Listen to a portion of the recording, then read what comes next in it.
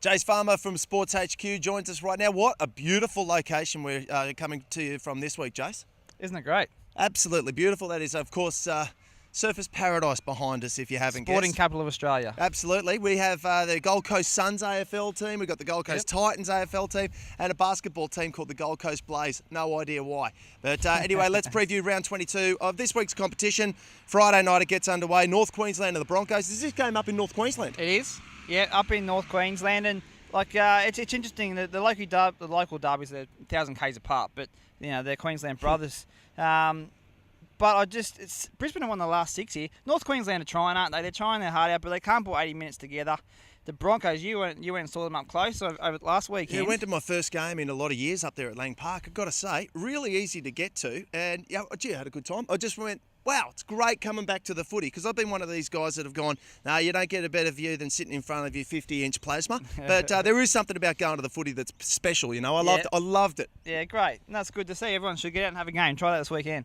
No, I think the Broncos forwards are winning the battles in the forwards, and their backs are just electric. Flower and Glenn in the centres, they're just great to watch, the Brisbane backs. And this match, that's where it'll be won.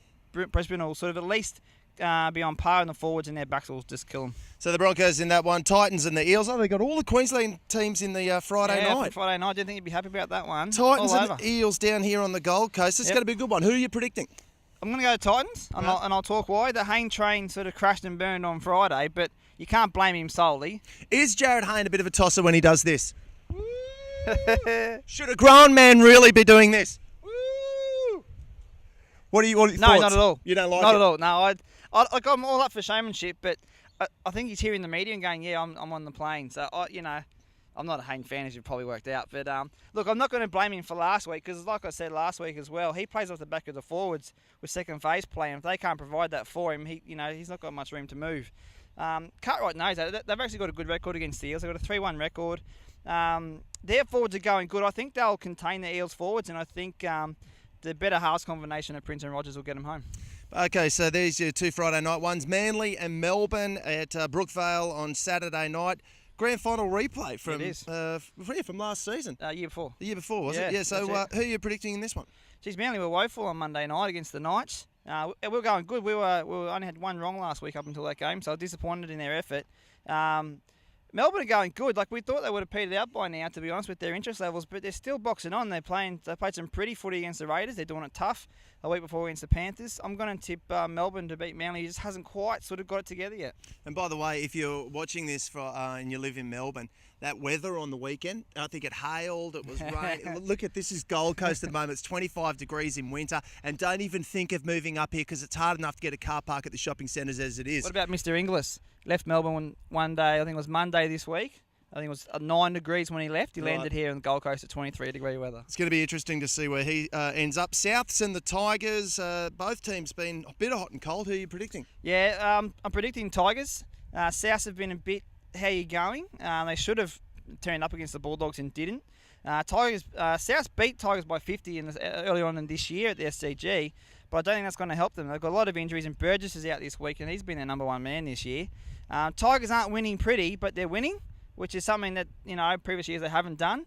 So I'm going to tip Tigers to get home in this one. Okay, and then we got the Sharkies and the Warriors in a. Who really cares? This one doesn't really matter too much. It's a little bit one of those ones. I just think Sharks probably should have beat the Tigers, but they just can't. They find it hard to win. Warriors went okay against the Titans. They didn't sort of fire as much as they'd like to, but they're still going fine. They're in the running for the 8. I think that'll be the difference, basically. All right, and then we've got Sunday footy, Newcastle and the Doggies up there at Newcastle. What are you predicting there? I reckon this will be a good game. These guys have sort of good rivals over the last sort of decade or so.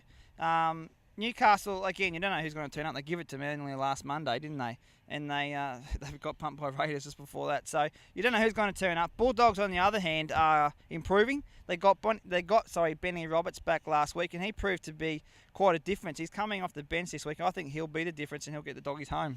Okay, and the Roosters and the Dragons. What a game. This one's going to be Sunday afternoon. Match of the year, isn't it? Well, Todd Carney has just been unbelievable. Best player in the competition at the moment.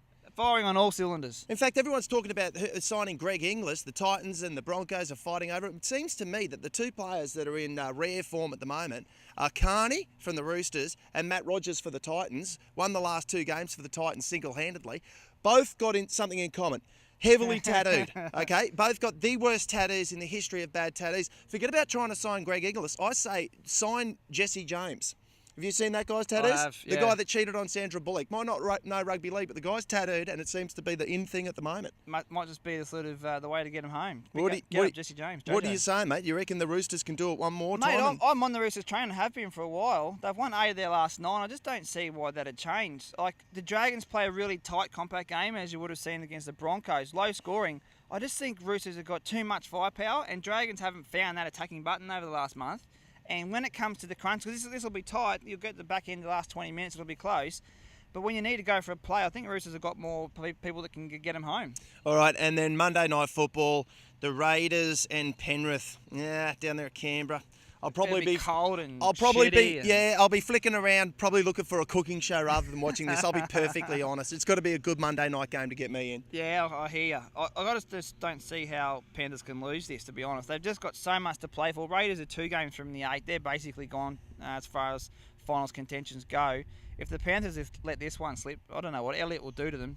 They need to fire up and they need to fight big time. I expect Panthers to give it to them. Okay, well, let's have a look for Farmers Flutter for this week. By the way, I did predict last week that the Titans would win and the Roosters. I got 6-1 on that, so I was dead set stoked. Very good. Helped my betting account out to no end. Let's see how he goes this week, folks. Here's Farmers Flutter. Tune in.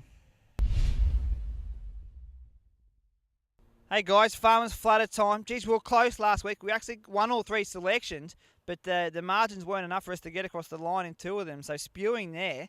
But we're close, so we're going all right, so make sure you tune into this one. Pretty confident this week.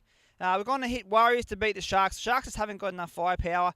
Warriors have got so much to play for, and I like the balance of their team this week. We're going to get them. The line's only 3.5, which is just a try. $1.90, we'll go with that. We're going to parlay that into the Bulldogs to beat the Knights. I think Bulldogs are really lifting. They're getting some momentum. The Knights are too hot and cold for mine. $1.80, Bulldogs to win that one. And we'll roll that all into Penrith to beat the Raiders. Just head-to-head because it's a good price of $1.85, but they'll give it to them. That gives us a dividend of $6.32. 100 on it, $6.32 back. And we'll be firing. Get on. I've got to say, Jase, I'm a fan of Farmers Flutter this week. I might be investing some dough myself. We were really close last week. We won all games. We just didn't get across the line, as I said. So, yeah, I'm confident.